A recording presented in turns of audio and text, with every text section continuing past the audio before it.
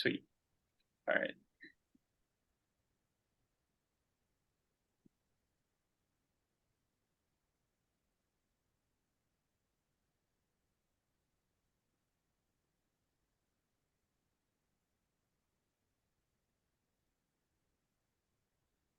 Hey folks, can everyone hear me and see my screen?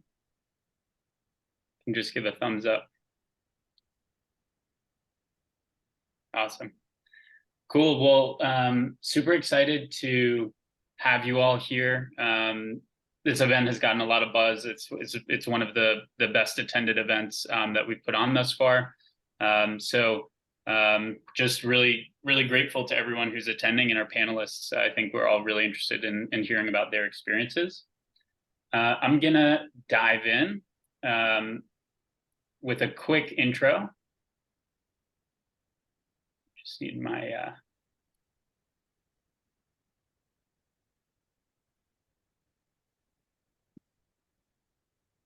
computer to work. Cool. So just a quick introduction of what Vehica is for those that don't know. The Vehica network is a membership-based network for what I would call MENA's global community. And this is for people who want to build, invest in, or work with startups. We give our members the opportunity to connect in person. This past month, we had events in Boston, San Francisco, and Toronto. And we usually do these in partnership with local VCs or founders.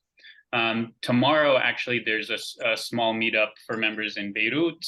In September, we're hoping to do a side gathering in Munich for the Bits and Pretzels conference, and looking at a similar gathering in Dubai in October during GITEX. So in-person gathering is a great way for us to connect members of this network. We also have virtual opportunities for connections. We have online coffee chats each month, a Slack workspace, and a membership database where members can request introductions with each other. We've also started sending a monthly deal flow digest to investors that are part of our network that highlights the top tier global deal flow that's coming through Vehica. Each week, we share a public newsletter that highlights a member of our network or a startup that's a part of it and the work that they're doing. We also host public events like this one. At the end of September, our next event is a demo day where we'll have 5 startups pitching to an investor panel. All of them are working in the e-commerce or commerce enablement space. Finally, we recently launched Vehica Connect. This is a suite of fractional executives, experts, coaches who are all offering their services through Vehica, and they provide workshops and office hours for our members to come and benefit from their expertise, ask questions, etc. One of the images on the slide is one that an expert gave on the power of personal branding, for example. So this is all free to join at the moment. Would love for members of the audience to apply for membership. We actually just earlier this week crossed 450 members, and those members are across the entire world. As I said, I think we have 30 to 35 cities represented. So I will drop an application link in the Zoom chat as we get started. I'm really excited, as I said, to host this panel today. Before introducing the panelists, I just want to do a quick shout out and thank you to Taft Law and Abe Wahbi in particular for sponsoring this event. Taft is a modern law firm focused on assisting founders on all matters from inception to exit, and assisting funds, again, with all matters from formation to actually deployment. Abe is a member of the Vehica network. He's building out Taft's MENA practice, and he's a great resource. So he's going to be putting on legal office hours and workshops for our members. So with that said, just want to do a quick intro of our panelists. They'll be pinned on the screen throughout. Kevin Czok is the Incubator and Accelerators Manager for Emirates. He's originally from Germany, and he's a multi-time founder who's worked previously in venture before moving full-time to Dubai in 2017. Brittany McDonough is the Section Head of Innovation and Ecosystem for ADIO, the Abu Dhabi Investment Office. She's originally from Boston, and worked for the governor's office, then the Mass Office of International Trade and Development, before joining Mass Challenge and StartX in senior partnership roles. She came to the UAE in her role as Mass Challenge's UAE country manager before joining ADIO in June of last year. Hailing from New Jersey, David Awad is an entrepreneur, investor, and law student. He's spent the last 2 years as CTO for a B2B SaaS blockchain startup. And he's worked also as an associate with the Dubai Future District Fund, and runs his own consulting firm doing SaaS M&A. Rayan Dawud is also originally from Massachusetts. He's spent the last 7 years building new products and investing in high potential startups across the Middle East and the US. That has included roles with Wamda Capital, Careem, and Outliers Venture Capital. Today, he's responsible for building products and driving exponential growth at an early stage SaaS startup based in Dubai. And finally, Leila Hamadeh completed her studies and started her career in the UK before moving to Dubai to first work in consulting and corporate strategy. In 2019, she co-founded Finyal Media, which is a podcast network creating content for young Arabs across the region. The company was acquired by Czok in August of last year. And since then, she's worked as a director of strategy at EAN. So that's... those are our panelists. Super excited to chat with them. With that, I'm going to stop sharing and just dive into the conversation. If you're in the audience and you have questions as we go, I'm going to try to leave 10 or 15 minutes at the end of the conversation to pull those up for everyone. So just drop them into the chat as we go along. So yeah, having given my own introduction, maybe I'll also just turn it over a bit to the panelists to add some more color. In particular, Leila, Brittany, and Kevin, since you three are the ones currently based in the UAE, would love to hear a quick introduction and in particular hear about the decision that led you all to relocate, to make that jump to the UAE. Brittany, do you want to get us started? Yeah, sure thing. Thanks again for organizing the conversation. And it's really exciting to be able to talk about what the experience is moving here, because for myself, it's really been exciting, a little bit challenging, but really rewarding. So I first started working in the UAE on a partnership basis in 2014 when I was still with the government in Massachusetts.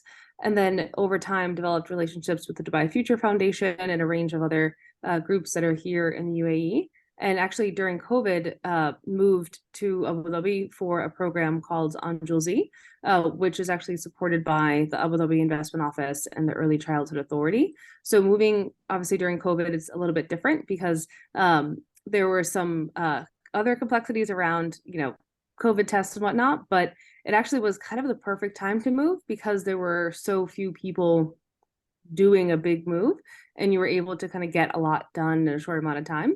So it's been a few years that I've been here and I really enjoy Abu Dhabi broadly, but really it's the access point to folks that are based in Dubai or across the region, and then being able to just jump into work and there's really no limits once you get here. So it's really been a great process for me so far. Cool. Leila, for you, I think you're the one who's been in the UAE the longest. Can you tell us about the making that decision? I think over 10 years ago at this point.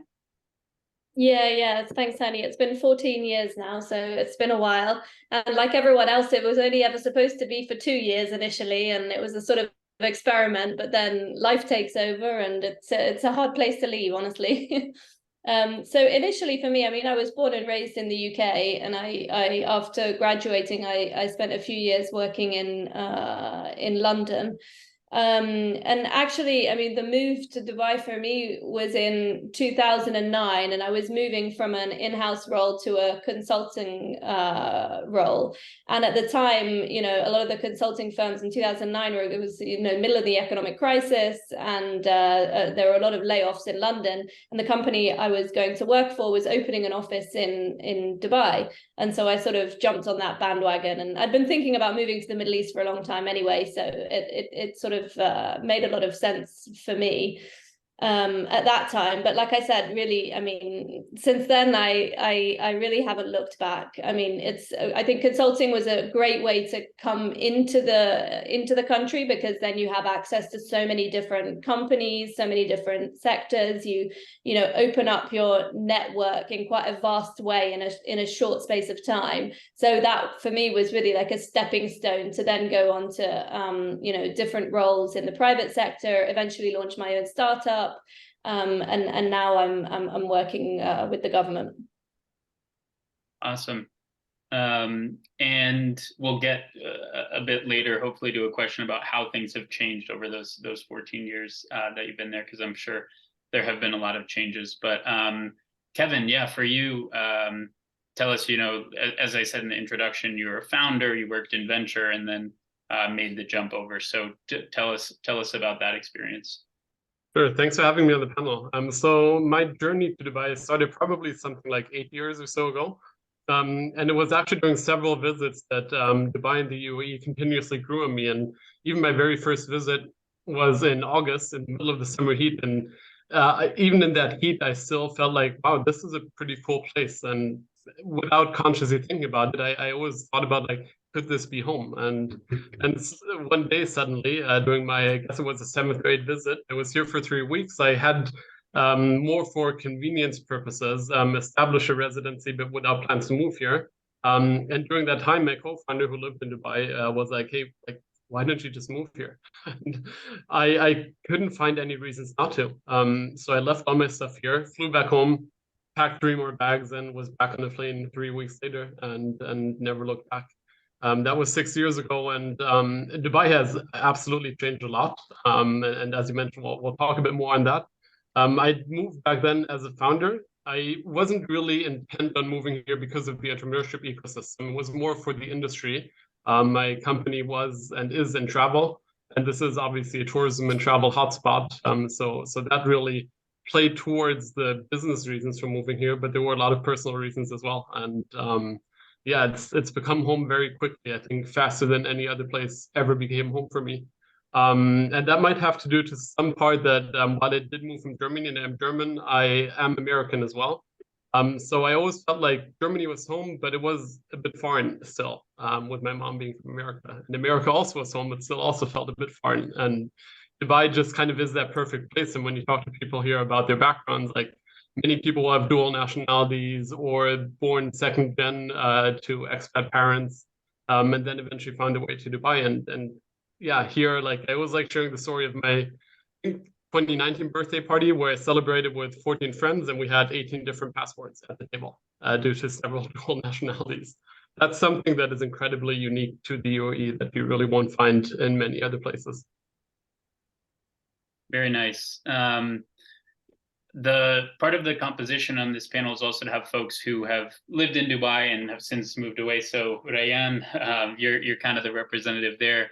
Would love to also just hear, you know, what led you to Dubai or the UAE in the first place, and we'll get into it, I think, a bit more later. But like, quickly talk about also making the decision to actually leave. Yeah, thanks for having me, Hani. So as you mentioned, I grew up on the East Coast, Massachusetts, Boston, New York, and started my career there and kind of made my way to Dubai via doing my MBA at INSEAD. So I was in France for a year.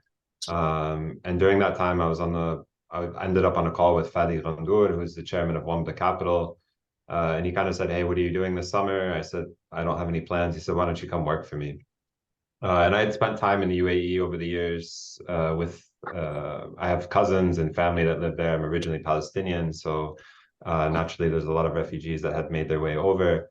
And so it made sense afterwards when he offered me a full-time role to come back and join them. I was really excited about everything that was happening at the time in the region. And that was kind of like, if you think about the Middle East as, you know, that first wave of tech startups came probably in the late 2000s. And then there was that kind of second, let's say, peak where you had, you know, Czok being acquired by Amazon. That was around that time. And it was kind of right before the Careem acquisition by Uber. So I kind of joined it at just the right time between the peak, when things, you know, dropped down, activity dropped down for a little bit, and then kind of came back up around the acquisition of Careem. So I stayed, went to Careem, as you mentioned, and then after the acquisition, a lot of us were left thinking, you know, what do we do after being acquired by Uber? So went with a Saudi partner, started a fund that's still around today. But after a while, decided I had spent 6 years in Dubai, and it was time for me to move to a new place. So here I am in London today. Awesome. We also, it looks like we lost David for a sec, but I know he's kind of on the other end of the journey, has been traveling back and forth to Dubai a lot, hasn't actually made a full-time move. So he comes back online, we can hear hear more about his thought process. This is a question for everyone, and maybe just like 1 or 2 sentence answer. What was kind of like one preconceived notion that you had about the UAE before moving that you discovered was actually a misconception, or something that like really surprised you? Maybe Leila, would you be able to start with that? I think you're still. Yeah, I think for me, I mean, I don't know if it's a misconception, but I think what surprised me the most, because I've been coming back and forth to Dubai so many times to see family, but from a professional working environment, I mean, to say Dubai is cosmopolitan is the understatement of the year. I mean, really, like, you cannot imagine how many different types of people there are here and how much value that brings to conversations, to meetings, to projects, to opening your mind. I think for me, that was really surprising. Awesome. Kevin, you want to go next?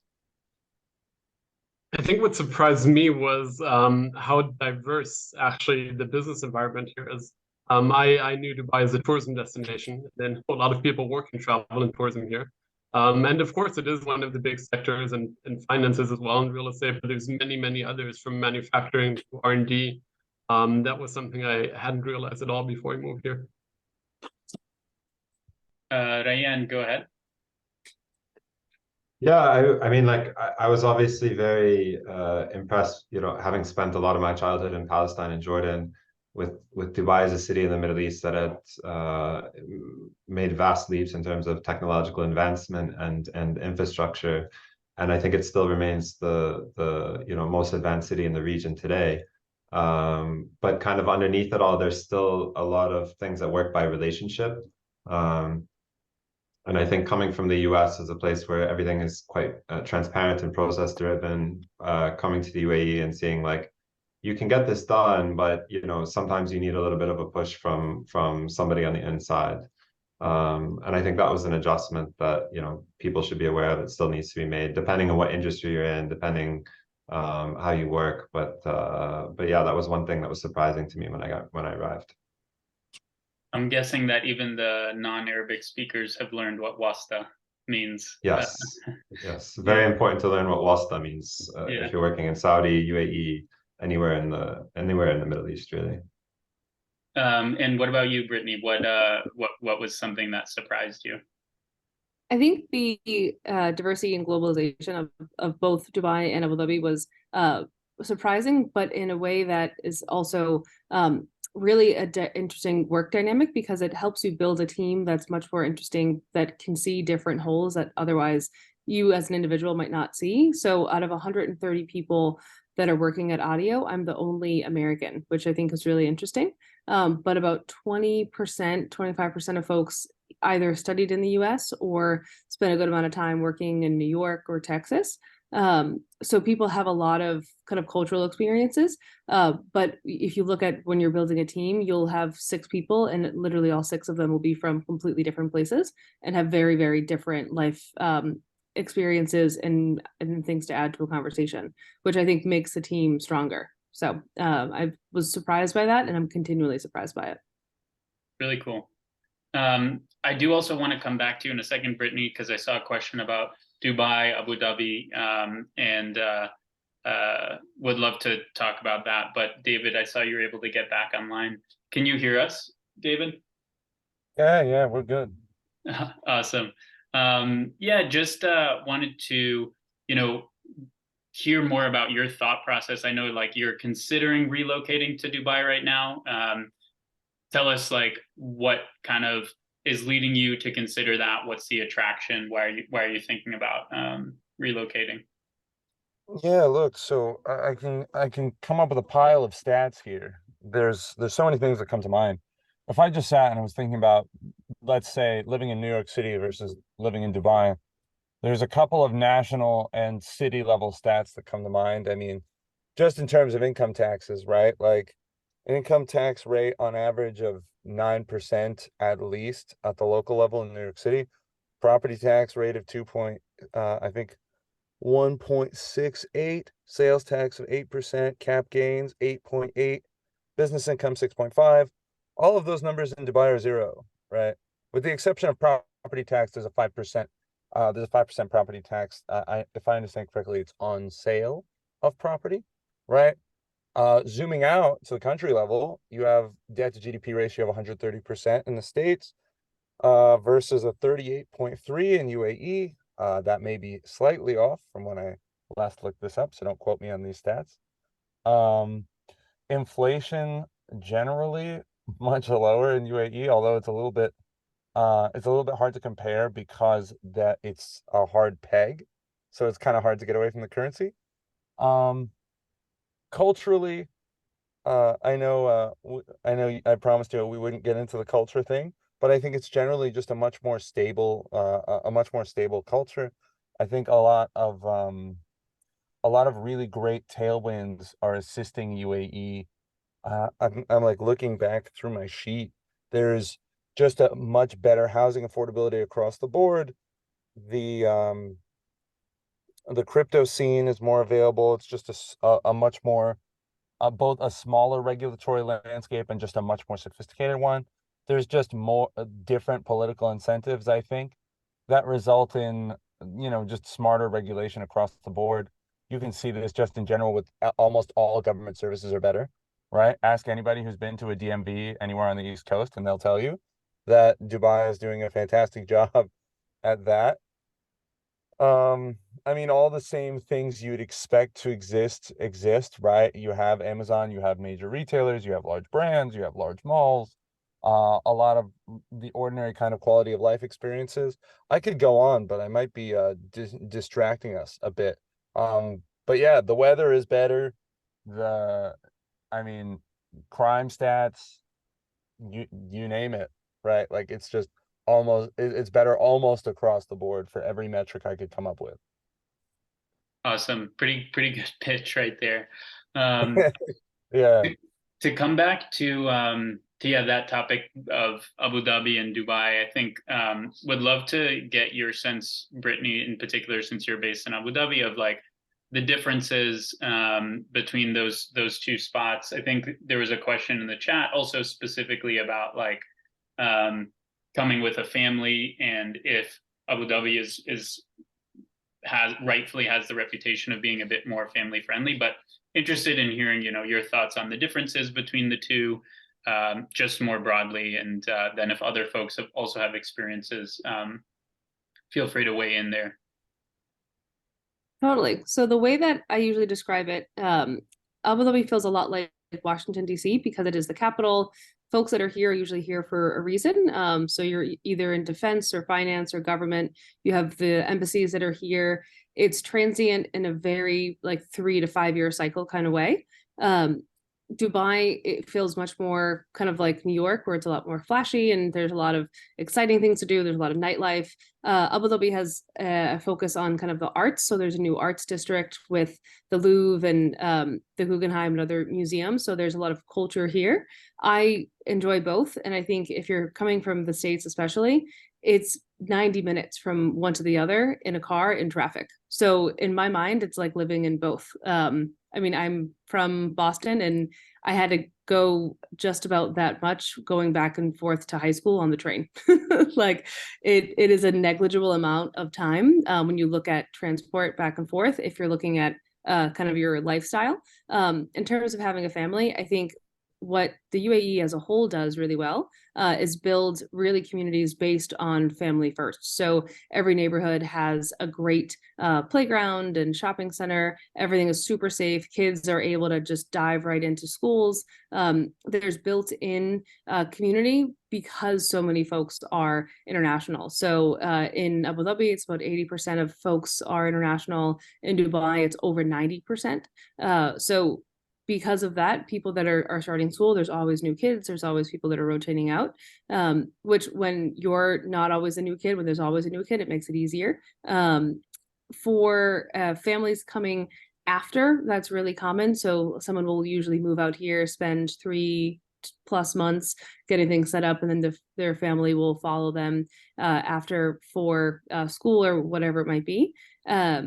That works really well, but some folks actually prefer to, if they're only on like a 2-year contract, prefer to have their families stay wherever they're originally located. So I have a lot of colleagues that are from Lebanon and they go home, you know, one weekend a month because the flight is so quick.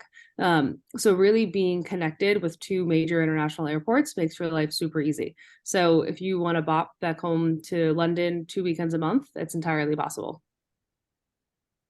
Awesome. Anyone else have input or insight on the differences or similarities between Abu Dhabi and Dubai? I think those are, you know, the main places that people are thinking of potentially moving to.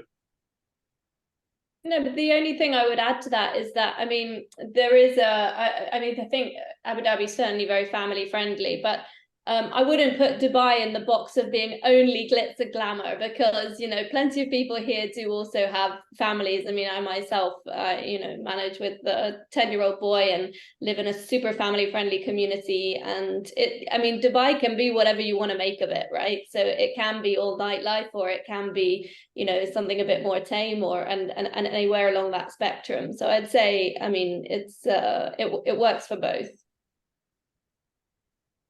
Yeah, this is kind of what I was getting at when it comes to density and housing affordability. If you are 15 minutes out from the city center in either Abu Dhabi or in Dubai, you're going to be able to afford a place to own, right? Like on a relatively modest salary, to say the least. Like there's a wide spectrum of options, which is really important. Personally, I think it's really healthy to have a wide spectrum of different kinds of people in, you know, nearby, within like, you know, 5 miles in any direction. You can have a wide spectrum of different kinds of communities and people available to you. That's really, really important for building a cohesive sense of, for lack of a better word, community, right? So I've really appreciated that. Having been to both areas, I would echo what Leila is saying. I think the DC, New York City analogy is accurate. And from a population standpoint, again, like not very densely packed, 3.3 million people in Dubai, last I checked. So still a lot of room to grow. I would just add to that. I think Abu Dhabi is slightly more, when people say family oriented, you also have to remember it's a much more local city, right? So it's much more things that you could probably do in the center of Dubai, you probably wouldn't want to do in the center of Abu Dhabi. What I mean by that is like locals are a bit more sensitive. It is the capital of the UAE, as we mentioned. So you know, certain dress that you could probably wear in downtown Dubai, you probably couldn't wear in Abu Dhabi. People are more sensitive to religious holidays. So I would just also throw that in there. So make sure you're considering that if you're just deciding between Abu Dhabi and Dubai. And also just, I would say that the beaches in Abu Dhabi are way nicer than in Dubai. Very clean, gorgeous beaches. Nice. Okay, that's really helpful.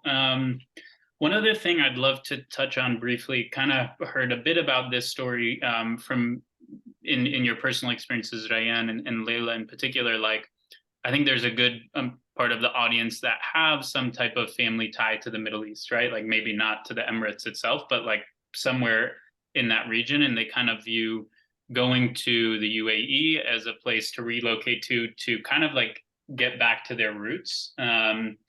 Yeah, I'm interested in both of your experiences from that perspective, being in like the region's diaspora and then coming back to the UAE. Was it a good jumping off point for that like return to the roots experience? How did it fulfill that? How did it not? I can start if you want, or Leila. Go ahead.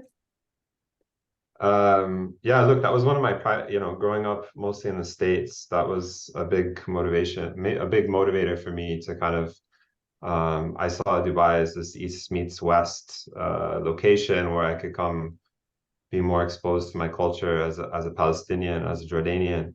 And I was really excited about that, and kind of like the idea of maybe using my Arabic more than just talking to my grandparents and visiting. And I think the challenge is that, as we've mentioned, it's a very cosmopolitan city, and there are a lot of other people from around the world. So I guess like the thing I would say about this whole discussion is it really depends what you're optimizing for if you're looking at moving to Dubai. So if you're trying to optimize for exposure to your culture and maybe your home country, go to your home country, right? Like if you're Lebanese and you really want to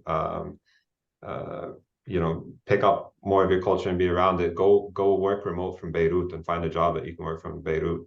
If you want that kind of lifestyle and maybe the safety and the stats that David was throwing out, I think like if that's your priority, Dubai is a great place for that. But I think in terms of like connecting with one's own culture, yeah, you're probably going to have a little bit more. People would always mention that like, oh, it's good to as a Muslim be around other people who are fasting, or have be able to take Eid off and not have to explain to people what it's for. That's all great, but there's plenty of opportunities now to go back to your home country and work in your home country. So that's what I would say there.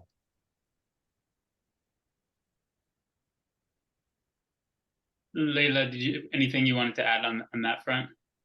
Yeah, I think going back to your roots is a tricky one, right? In a place like Dubai, because probably I don't know how many people on the call have roots in the UAE, but look, in terms of geographic proximity, for sure, it's a great place to be in terms of traveling to different Arab countries. So you can easily get to Lebanon, you can easily get to Palestine, Jordan, pretty much everywhere in the Middle East. So it's great from that perspective. But in terms of, speaking Arabic, it depends again who you choose to hang out with, of course, like anywhere. You can be in US and UK and Canada, anywhere, and choose to hang out only with Arabs and speak Arabic all day long. But it's the same thing here.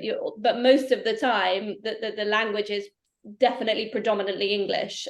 So not a great place to be if you're sort of trying to practice your Arabic. But on the whole, it's it's a cultural melting pot. It's nice to have exposure to all of the to other Arabs and people from all over the rest of the world. And for me, it was less about coming back to my roots and more about being in an environment where I'm not where I don't have a major identity crisis, because everyone else around me is also from 2 different countries, has how many different passports, speaks different languages. And so I think it's more that than being one thing. You're allowed to be many things here, and it's completely normal.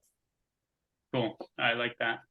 I've seen some questions in the chat, and kind of leads to the next topic, which is actually like the legal processes around immigrating. Maybe Kevin, we could start with you. Just like moving from Europe, it sounds like you have both an American passport and maybe a German passport as well. Like, what did you actually have to go through? Like, what, if you don't mind sharing, like, what is your immigration status? Like, just from that perspective, how did you end up moving to the UAE? Sure, so it's pretty straightforward. And back when I moved here, there was really only one way to move to Dubai or to the UAE, and that was being sponsored by an employer. Now, if you were an entrepreneur and you had your own business, that would simply be your own business. And if you're a freelancer, you would open a small company license and sponsor yourself under a freelance license or visa. That changed a bit. I think it was 3 or 4 years ago when the UAE introduced the golden visa for certain categories, for investors, for certain professions, for certain income levels as well, where you can self-sponsor yourself, which effectively means you don't need to change your visa status every time you change a job. If you are an employee or if you're an entrepreneur, every time your holding company changes from one free zone to the next or from a different emirate, you don't need to go through the whole cancellation of visas every time. So I'm actually now on the golden visa in the entrepreneur category, or actually no, in the executive director category. It's a 10-year golden visa. For entrepreneurs, it's 5 years. So for startup founders, that's an attractive path to go down, especially because you can get a 6-month visit visa to prepare for the whole golden visa process. But otherwise, once you find employment, it's very straightforward. Your employer will sponsor your visa. Once you arrive in the UAE, you'll do a medical test, which is very simple, blood tests and x-rays, and that's it. And then you have your residency. Renewal is very straightforward as well. And that was actually for me as a founder, a big factor that we would be able to hire people regardless of their nationality, because we had software developers in Belarus and in Vietnam. And getting a residence visa in Germany would have been a lot more complicated for the Belarusians in particular. So that was one of the factors why we decided the UAE makes sense for us. And whoever we want to attract here, at least the visas will not be the issue. That's incredibly easy, quick. I had my visa, I think, in 5 days back in 2015, the first visa that I got. I think now it's probably even quicker with even more digital processes. Very nice. And yeah, like, I mean, the golden visa, of course, gets referenced in the news a lot and all of that. Like, tactically, is it, I think you mentioned one, I know, I'm pretty sure, David, you told me also you have one of those. Like, is it kind of just like there's an application form online and maybe like some tests and interviews, and then it gets issued? What is the like process just from a very tactical perspective? Yeah, so it's all online, the initial application through the GDRFA, the Directorate for Residency and Affairs. And then depending on the category you apply for, you have to submit certain documentation. So if you're, for example, in the medical profession, that's one of the professions that is eligible for the golden visa. You just submit your medical degree or proof of employment if you're in a certain other profession where maybe a degree doesn't certify that. And depending on the salary levels, you'll have to submit salary proof. But all very straightforward, all explained in the documents on the online application process.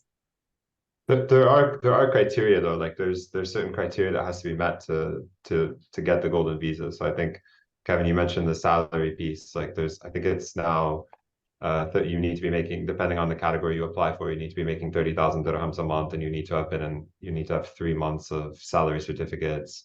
I think there's one for the arts that if you've been recognized as an artist, you can apply for. So there are different categories, but it's not just a visa you apply for. It's there are specific criteria that's posted online that you can look up. Very nice. Another topic that I want to touch on and has started to come up in the chat as well is, actually finding a job in the UAE. It's certainly tough for folks, here in North America or Europe who might be working in a full-time job, but don't have any specific on-the-ground connections in the UAE. Like, open question. Anyone can jump in. Like, for somebody in that kind of scenario, what advice would you give them? How can they just start looking for a job? How can they start looking for a job there? Are there places that they should check out? Yeah. Would leave this to anyone kind of who's had experience doing that. I think to answer that question, it can kind of echo what Rayan had mentioned earlier, that connections do play a big role here. We'll find lots of job listings, and with the big corporates, it's probably a bit more straightforward and transparent, and You've got standard application processes. Take Emirates Group, for example, where I now work. Everything goes through Emirates Group Careers, and WASTA won't necessarily help you that much. But especially when it comes to the more unique kind of roles, strategic roles, smaller companies, which can be incredibly attractive, your network will help. And it doesn't mean you need to be in the UAE necessarily to build that network. You can build it through networks like Vehica, through LinkedIn, of course. But definitely start building your network in advance, because a lot of jobs simply aren't posted, but recruited directly through a network. So WASTA and connections will definitely help accelerate the process at the very least. And you might land a job a bit quicker or find a more attractive, more interesting, more appealing job through your connections and network.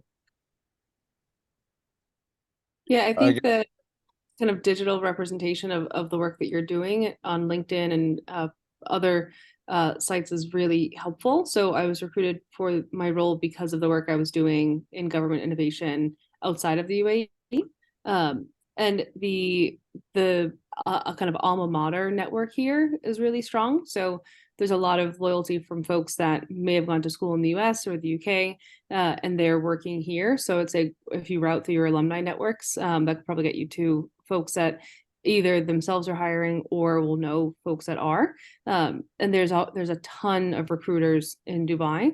So if you have a few phone calls, sometimes they're slotting folks into really specific kind of roles. So I have a few friends that were brought over from the US on the engineering side that are doing kind of very specific work that it would be really difficult if you spend time on job boards to find those roles. So they really went through the recruiter route and it was much easier for them.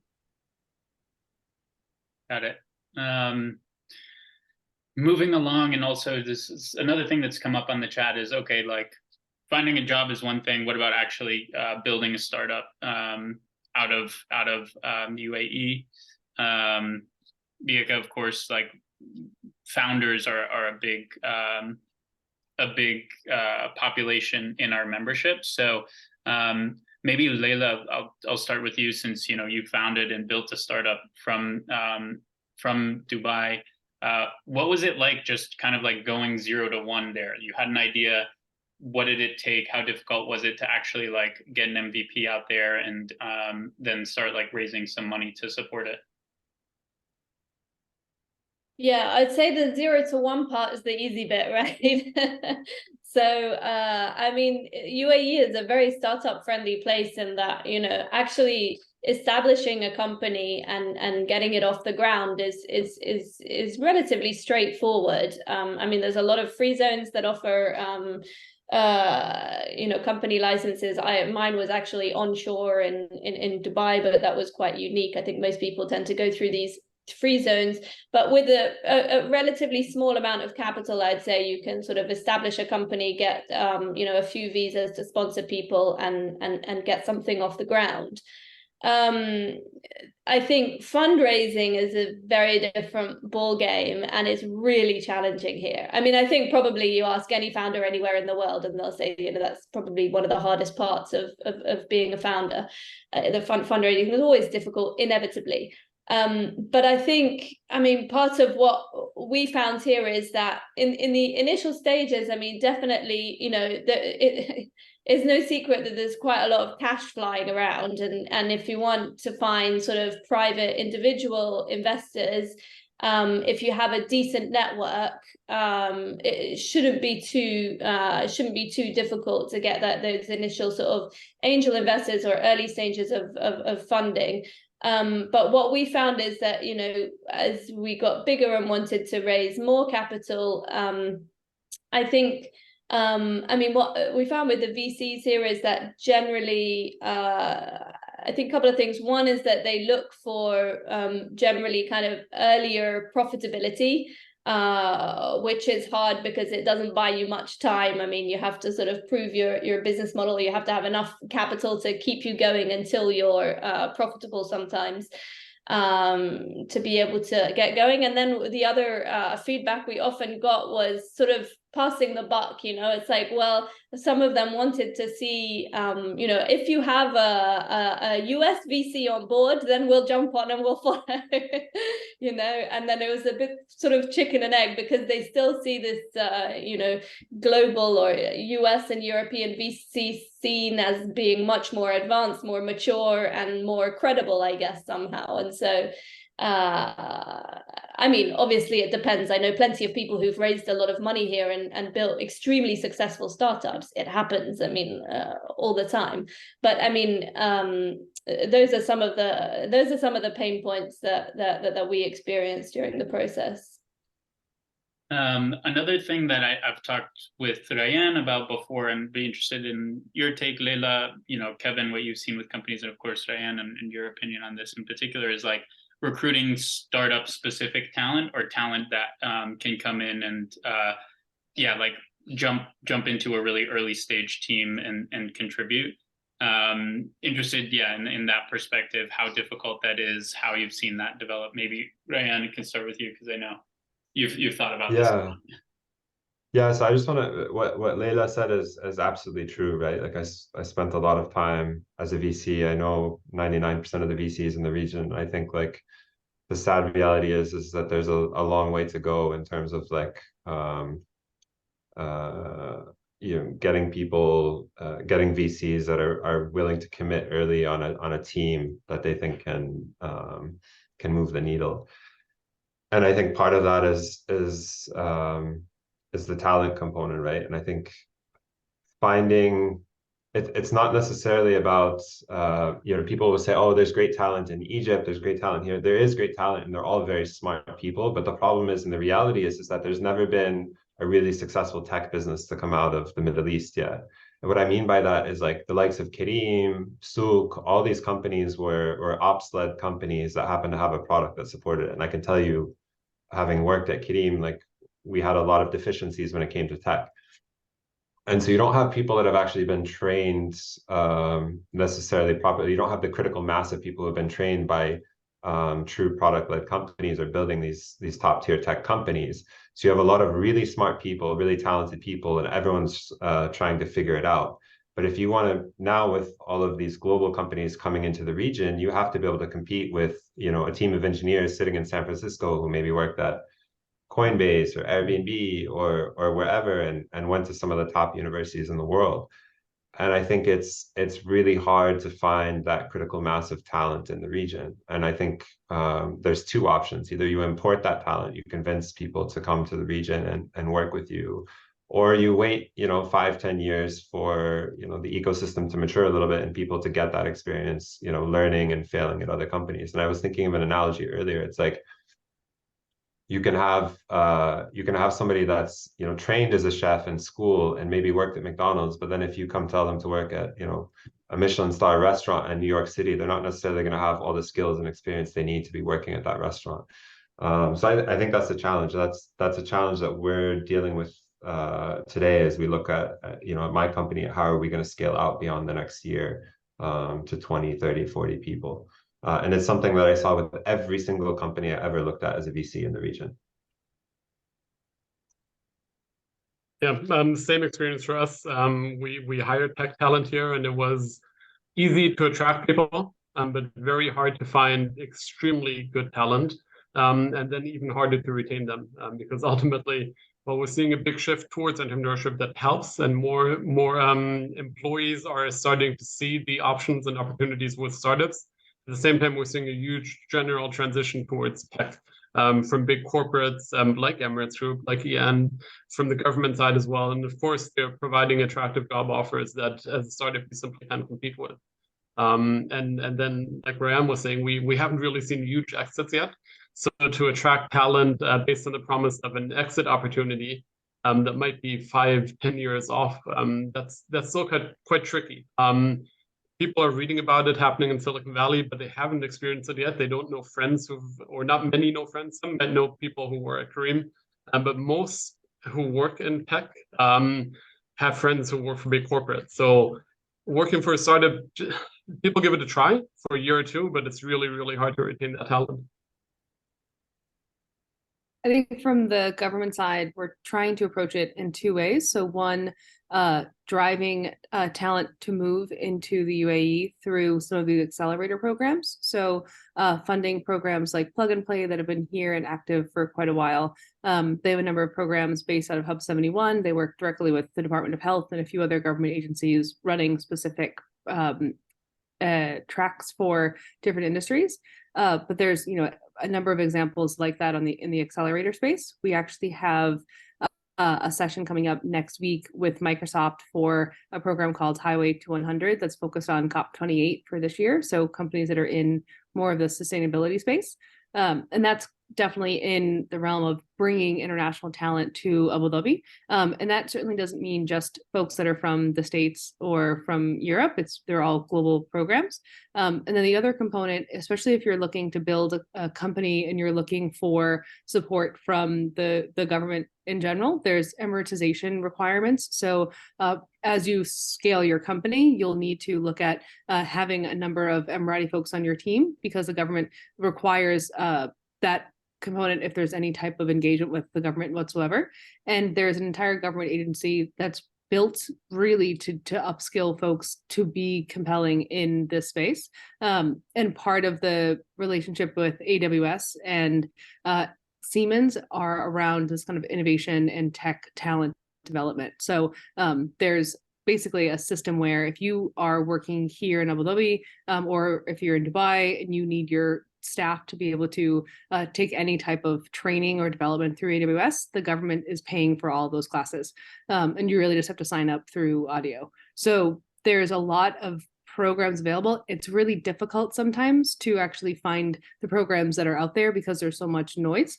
So that's, I think, the most difficult part is like finding what actually is working and then finding people that are here and are able to then jump from company to company because there isn't that foundational level of founder that you'll have in New York or Silicon Valley or Boston or even Nashville right now that are then giving back to the community. So we haven't seen that mentorship component yet. And that's, I think, the one thing that we're really trying to build. Cool. We have maybe 8 minutes left. If there are questions from the audience, please drop them in the chat. I think we've covered most of the things that have been said in there. Maybe one other thing, David, I'd love your perspective on just given your work with the Dubai Future District Fund is like, what are some of the industries where you as an investor are particularly excited about when it comes to Dubai? Like what is the and the UAE as a whole, like what are some industries that the ecosystem seems to really spike in when looking at investment opportunities? Yeah, it's a cool time. There's a lot of innovation to happen in fintech. Maybe there always is. Perhaps this is just me. I just don't find fintech the most interesting area. But there's a lot of those opportunities and there's lots of great things to build there. So that's always good. Every now and again we get a semiconductor deal. Those are the things I think are the most exciting because it's technology we don't get to see. At DFDF, the thing we're hoping to do the most is sort of in the short term, take a more conventional focus of just working with people to build great businesses and making sure that we plug any of the obvious gaps that maybe have already been plugged in the US and more developed venture ecosystems. I see a lot, certainly coming from Egypt. In Egypt, there's lots of still like marketplaces getting built and a lot of e-com and stuff like that. In UAE, we're probably past that phase. And now we're seeing, I think the average company that's coming through the door is kind of at the tail end of that phase of e-com and mobile's way in the rear view. I see a lot of fintech, a lot of kind of MarTech solutions. I'm trying to think about the general trends because there's so many different kinds of companies. Like the things we've been the most excited about are just deep tech, fintech, MarTech, and kind of like unique solutions, I'd say, in insurance have also come up. I don't know if I can talk too much about any deals we haven't announced yet, but there's some really cool deep tech and insurance tech deals that we're looking at right now that are really exciting. And obviously the wave of AI has been sort of the underlying current of interesting things. So for me, on being that most of my work is doing technical DD and making sure that people are building things that make sense, that are going to have some moat, that has been an interesting current. Hopefully that's a good answer to your question. Super helpful. Maybe want to go back to you, Leila. Given as we said at the beginning, you've been in the UAE the longest. Like, what are some of the changes that you've seen in your time there, and then also kind of like looking forward, how do you see society continuing to develop? Like, some of those changes, are they just like the beginning of a trend that you think will continue over the next 10 or 15 years? Yeah, I mean, there are some changes that are very clearly visible, that everyone can see, which is the massive changes in the infrastructure all around us, and how, every week there is a new building popping up that wasn't there the week before. And, it is a very, very fast-paced place, and it's the city itself is physically rapidly changing.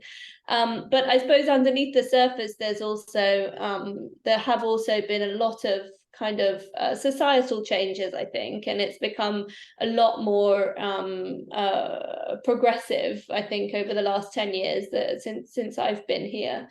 And I think it's only going to continue, and definitely from a work point of view. I mean, I have the benefit of having worked for the same company twice.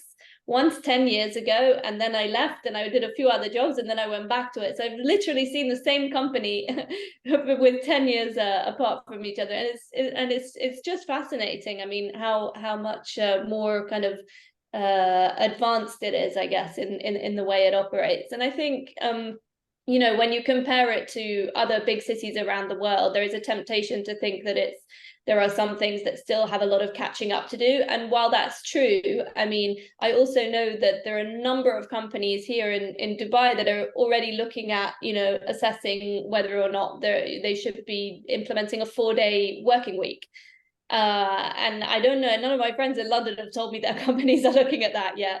You know what I mean? So there's a lot of there's a lot of exciting things happening, and I think it's also getting a bit more. There's a need for UAE to compete with other countries in the GCC now, perhaps more than they used to have to, which is also prompting some changes that are very encouraging from an employment perspective.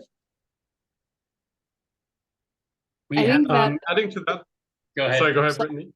The work-life balance component is one of the most attractive things about being here. So I served in 2 different gubernatorial administrations in the US, and then I worked at Stanford, and work-life balance wasn't exactly anybody's priority at any point in time. And here, the government schedule is a 4.5-day work week officially on the books. And I'd say literally 50 weeks out of 52 weeks a year, you're keeping that schedule. It's amazing. It's really delightful. And people really respect your family time as well. So if you're here, if you have kids, if you have school pickup at 2:00, people are out the door at 1:45 to go get their kids. So it's really great to see in practice that people are able to really enjoy their family time, their business growth, and then have a lifestyle that's rewarding to them. Maybe adding to that, and for all the reasons mentioned, what I'm seeing is that actually, even when I moved here just 6 years ago, many people saw Dubai as a stint in their career and were here for 3 to 6 years or something like that, and then ended up staying a bit longer, but not indefinitely. Where now more and more people are actually moving here and saying this could be their forever home, depending on what happens, of course. Circumstances might change, but without that fixed time frame where it's really just a stint. Where people are coming and saying, yeah, let's raise a family here. It's incredibly family friendly. We have really good schools, and it's a great place to grow up. I envy everyone who spent their childhood here, because there's so many fascinating factors. Going back on the question before, for example, on cultures, Dubai is an amazing place to learn about many different cultures, and that's something I think that you don't get tired of, and lots of people don't really have many pull factors taking them back home or taking them to the next destination or the next step in the career, and rather spend a longer time here than perhaps was the case previously. Especially, I guess, when it comes to Western expats. Typically, they come for 5, maximum 10 years, and I now know several who've been here over 2 decades and have no end in sight, really. We have, a minute left. Any just parting words, wisdom that you 5 want to offer to people in the audience that are obviously, they're at this event, they're considering making a move? Words of caution, words of encouragement. Floor is open. I would just say there's good and bad with every place, right? And I think like like I said earlier, you really have to figure out what you're optimizing for, and then kind of think about, does Dubai solve for that? And for some people, like I think, several times having kids was mentioned. I think Dubai is a great place to have kids. And it makes your life a lot easier. And I have friends that have said like, we'll probably never leave, just simply because it's just too easy to take care of kids here.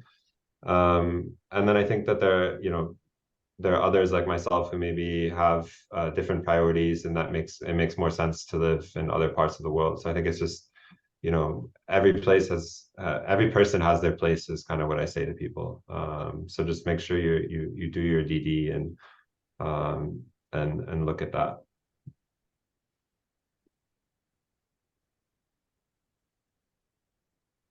All right. Well, thank you all so much for sharing your experiences, insight. I'm sure you might be getting LinkedIn requests and follow-ups with people asking more questions. But yeah, just huge thank you to you all. Thank you to everyone who attended. Looking forward to doing more events like this. And I guess with that, we'll close it. Have a great day, great evening, great morning, wherever you are in the world. And we'll chat again soon, I hope. Thanks, everyone. Thanks, guys. Thanks, everyone. Talk soon, everybody. Talk to you soon. See ya. Thank you.